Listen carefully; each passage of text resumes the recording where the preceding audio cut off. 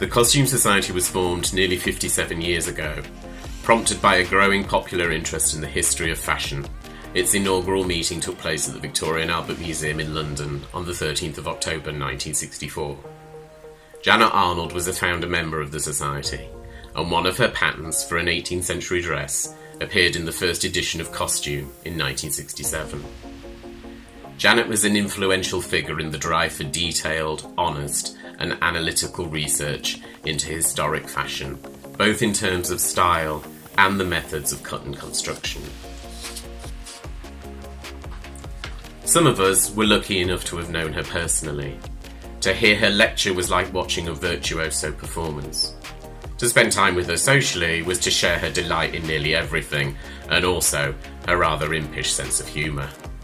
But most of us know her from her books, her beautiful drawings, and her patterns. A Handbook of Costume was first published in 1973 and was one of the first comprehensive books on primary sources on costume study. Whilst the readers of her 1988 book, Queen Elizabeth's Wardrobe Unlocked, had already been teased by her paper on the subject of Lost from Her Majesty's Back, which appeared in the 1980 edition of Costume. Her most famous series of books, The Patterns of Fashion, began to appear in 1964 and can now be found on the bookshelves of museum curators, textile conservators, designers and makers for the performing arts, and anyone with a passion for historic dress, particularly those who share Janet's curiosity into how things were made. But to think of Janet only as an analytical pattern maker would be to do her a great disservice. Her understanding of historic dress was drawn from all possible sources: surviving garments, portraits, photographs, fashion plates and prints, illustrations of all kinds, and documentary evidence of every sort. She was a charismatic teacher and much in demand as a lecturer both across Europe and in North America. Her travels around the world allowed her to gather more and more evidence of the development of dress, and her aim was always to share this knowledge as widely as possible. Her contribution to this relatively new field of academic study began to be recognised beyond the group of like-minded people who shared her passion. Janet was awarded the inaugural Sam Wanamaker Award in 1998, and she was proud to have been made an elected Fellow of the Society of Antiquaries of London. After her death, both the Society of Antiquaries and the Costume Society honoured her memory with grants for students studying in her field. From her career in teaching in London, she knew that students were the key to the future, and her will made it very clear that students were what mattered most. The Costume Society honoured Janet's memory first with the Patterns of Fashion Award, recognising the achievement of students in recreating a garment from one of Janet's Patterns of Fashion books, backed up with direct research on similar surviving garments and other relevant material. In 2019, we inaugurated the Patterns for Performance Award, allowing for the interpretation and development of one of Janet's patterns as a costume for a named character in a performance. These two awards, which bear Janet's name, allow the Society to continue to advocate for the use of her publications as a source for the accurate reproduction of historic dress, and also for the reinterpretation of those garments for dramatic effect. They're a tribute to both Janet's contribution to the history of dress and the creative excellence of people who were at the beginning of their careers as designers and makers. The Costume Society is committed to recognising, celebrating, and rewarding this excellence, and we're delighted to be able to continue to do so in Janet's name. So, students, investigation, creativity, and historic dress. They're four of Janet's favourites.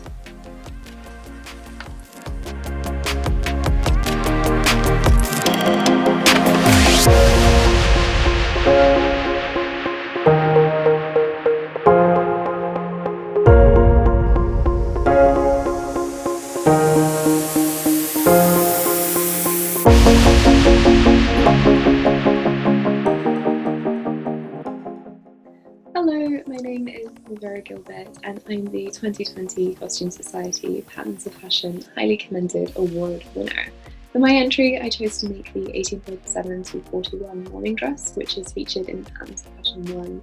I chose this dress in particular because I felt that it had a wide range of techniques and skills that were needed to create it, and that it would be doable within my university timeline. Because it was coronavirus year in 2020, the conference took place online that year, and so did judging. So I had a 15-minute conversation with Michelle Clapton over a video call, and that was where we had a really nice conversation, sort of discussing the dress. She asked a few questions, and we sort of discussed the techniques and the issues and my research processes in it, whilst I was trying to contain being starstruck talking to Michelle Clapton. Later that afternoon, we got our results through via email, and it was then that I found out that I was the Highly Commended Award winner. And also at the bottom of my email, I had a very special message telling me that Michelle was interested in offering me further work in the TV and film industry, which I gladly accepted whilst being very giddy on the inside. I connected with Michelle and she brought me onto her new TV show, The Nevers, where I got to have a really good experience working in the workroom and then on set, both at the studios and on location, and then helped with the production wrap for that season. So a really rounded experience there. Later in the new year, so in 2021, I worked on the Downton Abbey film for about 4 or 5 months, which was another fantastic experience. And after I finished there, I rejoined Michelle Clapton for season 2 of The Nevers, which is where I'm presently working. I have had such a good experience after the Patterns of Fashion Award, and it's opened so many different doors for me, and what I learned making that dress has been so useful in a lot of the things that I do every day as a costume maker in the workroom. I cannot stress enough how much of a good opportunity it is to enter in the competition. You'll learn so much and it can open so many doors, and I've really just enjoyed the experience as a whole. Thank you for having me.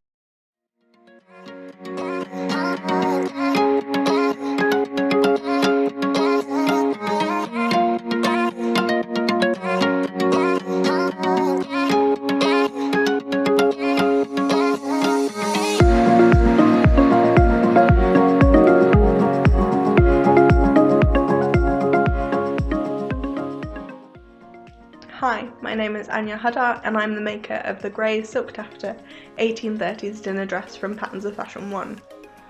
I chose the pattern because on the lay plan it looked quite simple, but Janet Arnold's illustration of the dress really stood out to me because of the extreme silhouette and gorgeous rouleau pattern. At the time of choosing the pattern, I was still hopeful that museums and their archives would reopen. Knowing I wanted to study some extant pieces in person, the fact that I may not be able to handle garments that were too fragile due to age also helped me decide on the 19th century. Luckily, I was able to visit the Chertsey Museum, and I took full advantage of the study session and took lots of photos to help me with construction later. I also chose this dress because the 1830s is a period of fashion I believe is quite often overlooked, as it's bookended by the Jane Austen Regency era and the larger-than-life crinoline and bustle Victorian eras. The 1830s interested me because it was a time when fashion was aspiring to be big and fun through the use of structural undergarments. The fact that the undergarments are so essential to bringing this dress to life has definitely revolutionised my thinking around costume and has helped me to see it in a different light now that I have sewn the entire ensemble from scratch. I decided to enter the competition to challenge myself. I had seen the miraculous costumes that had been entered in previous years and tried to convince myself I could do the same. Due to the pandemic, this dress is actually the first full costume I have completed by myself, and as much as it has disrupted life, COVID-19 did mean I was able to sit and focus on all the hand sewing with very little distraction. In total, the dress took over 300 hours of sewing by hand, and a week alone to sew on all the skirt decoration. While some bits were tricky, like the absolutely tiny seam allowance on the pipe seam of the pelerine that meant it was practically fraying away as I was handling the gathers, I did not at any point think, I wish I wasn't doing this. Some details were also missing on pattern page, such as the number of back closures, but this forced me to do some deeper research and ultimately strengthened my understanding of the dress's construction. As I was ultimately unable to visit Northampton Museum to see the original dress, I used the illustration as my goal to keep motivating me. And while the night before the deadline was a sleepless one, I am so happy to be chosen as a finalist for this year's Patterns of Fashion competition. Thank you.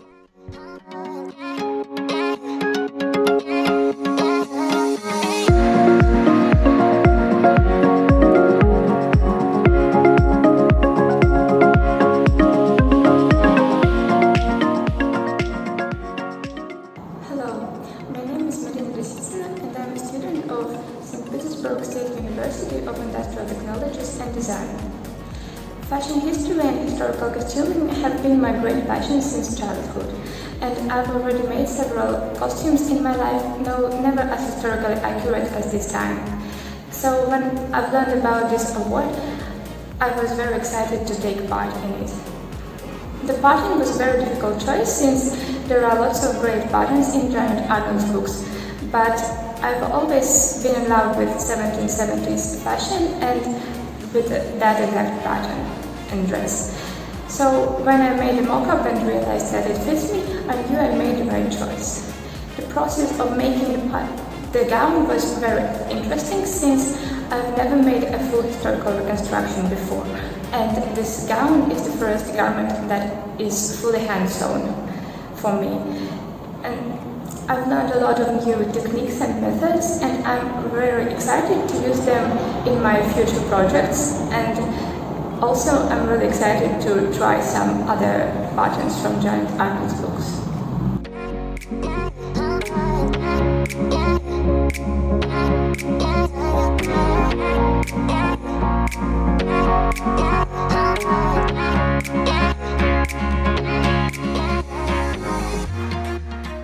Hi, I'm Jasmine Roberts and I'm entering the Patterns of Fashion Award for this year.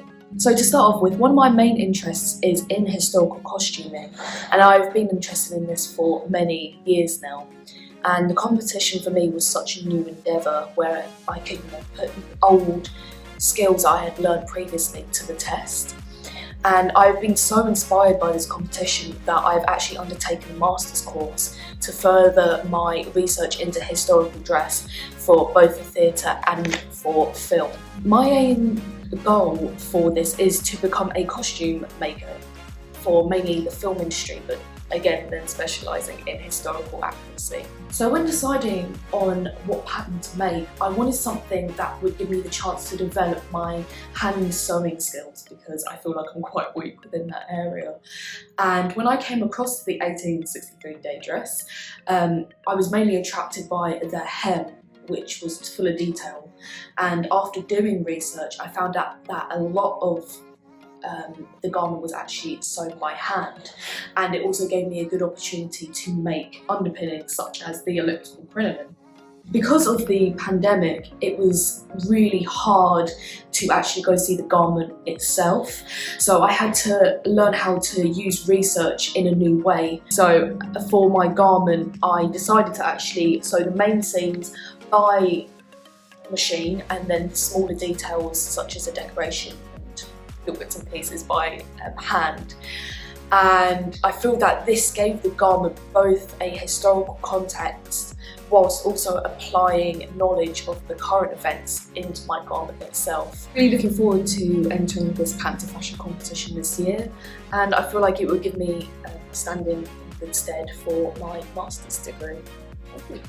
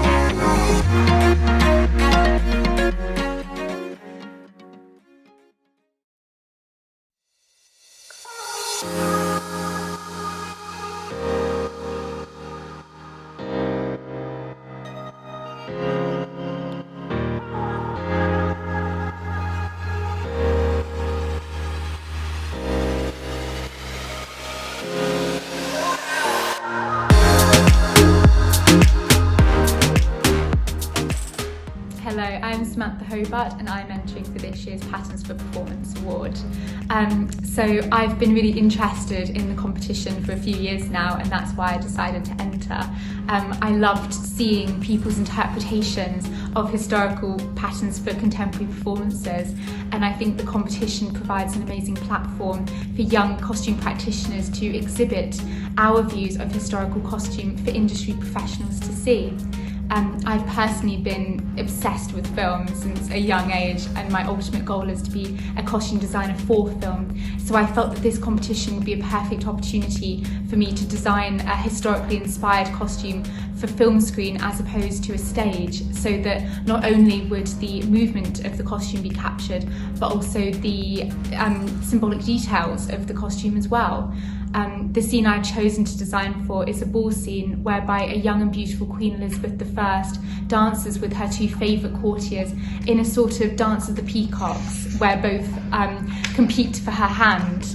And I felt that this scene was very seductive and flirtatious, which led me to choose the 16th century pair of stays, as I feel that corsets to a contemporary audience already give that illusion of seduction and sexual nature.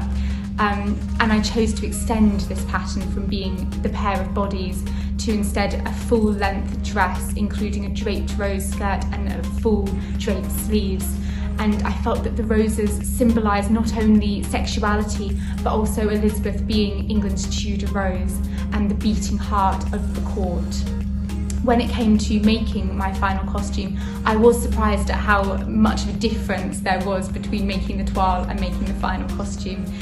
It was so much more difficult in the Duchess satin for the final costume compared to the calico, and this was especially true when it came to the draping of the rose on the skirt, because it just didn't hold its weight in the Duchess satin, whereas it did in the calico, and it was just so much easier and much more natural. So that was a really interesting learning lesson, one of the many learning lessons I've learned through making mistakes. I've become a better maker as a result, which was really interesting. And I feel that this competition has been an amazing opportunity, and I'm so pleased to have entered, because it's a really good step, first step towards a future in the costume industry, and I can't wait to see where I go next. Thank you.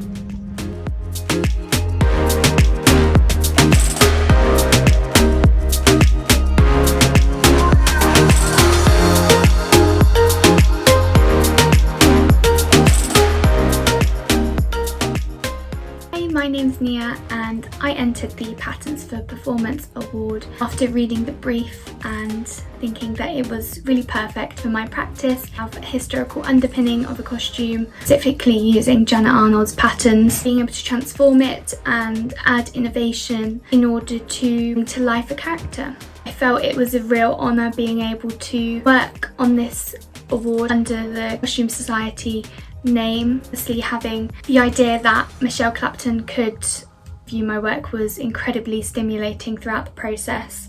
I began looking at patterns and looking through the Janet Arnold books with an 18th century vision in mind. I stumbled across the Snows Hill Manor dress. It was very classical in its 18th century design, a great base to work from, and I wanted people to be able to look at the dress and my design and see the Snows Hill Manor dress, retain that historical accuracy and the authenticity of Janet Arnold, see the innovation and see the areas that I had transformed, and I wanted to create that balance between modernity and historical.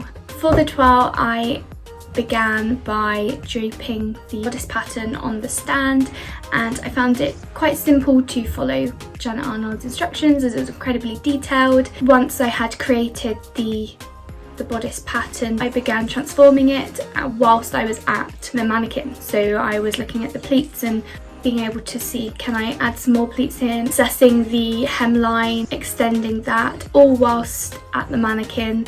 So with the toile, it was very much systematic in following the process, ensuring I was following all my research, making sure it was 18th century appropriate, but also looking at innovation and contemporary 18th century opera styles. And then when I got to the final outcome, it was quite experimental. I felt confident in being able to achieve and perfect all of the techniques that I had done in the toile, but this time round I was ensuring that everything was entirely perfect. Began experimenting and sampling to make my own feathers, which was a really long process of refining my technique, looking at the structure of the pannier, assessing the balance and the proportions with the clam on top of it. I also developed my trimmings and decoration. So the process was constantly being refined, constantly being developed further. The entire competition were in 2 lockdowns, so it was quite challenging not having the studio, not having the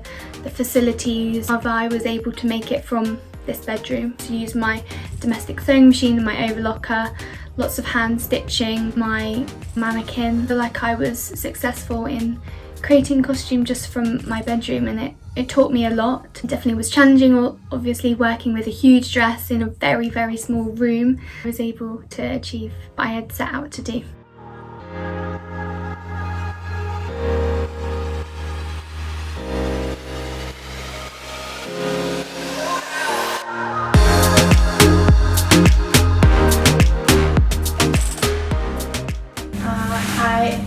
I learned about the existence of the Costume Society 3 years ago when I started studying at Wimbledon College of Arts. In Austria, we don't have this much serious attention and appreciation for costumes and costume courses in general. So when I learned about the award, I wanted to enter and talk to people who are as passionate and excited about costumes as I am. And I think it's especially great for people who are studying in the industry like me to get to talk to people who are experts and who will review your work and talk to you about your work. When I started working on the designs for this award, I was just not able to choose one pattern out of these many beautiful patterns. And but when I had my concept, and my concept was to embrace the aesthetic of Klimt and his like geometric shapes and silhouettes. And when I saw the pattern for the 1610 loose gown, I just immediately fell in love with the triangular shape and silhouette, and I also loved the shape of the sleeves, so that was a quick decision actually. Making the costume was at the same time really fulfilling but also exhausting because of the size of the whole thing.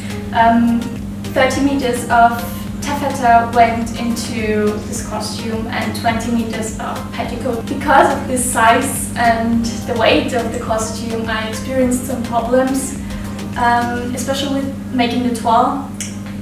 Because of its weight, the whole costume had no volume at all. The original, I used petticoat tool to mount all of the pattern pieces onto, and this gives actually the costume the strength it needed